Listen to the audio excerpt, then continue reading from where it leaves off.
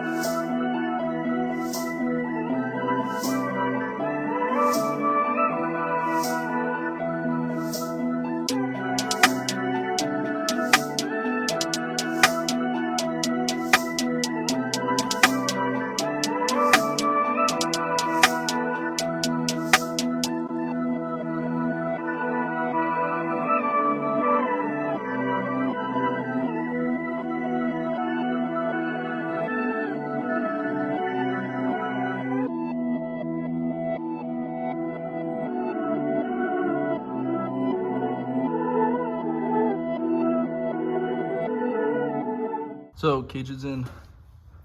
We ended up using factory bolt locations for the harness. And then you can see where they mounted the tabs back here. And then down here under the floor, there's just a plate they welded in down there. Okay guys, as you can see, harness is in. I am missing the crotch strap for now, but I just need to bolt it in. I'm running out of time for work, but harness is in, feels great, fits great. We went for 2 drives with it in. No complaints, super happy with the work. I get a couple more shots here of the cage. So we worked with Bipolar Performance. They're the ones that did the cage. Originally, we were just gonna do the main hoop and then the harness bar. We did a second tab in here for the other seat. But once we were done, this bar moved around a little bit, so we decided to go with one anchor to kind of hold it in place. We did leave enough room to put the plastic trim panels back in, which I'm super excited about.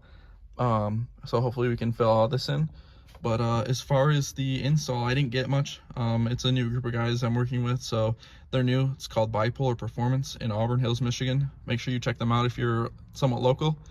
But extremely happy. Hopefully we can get some racing in.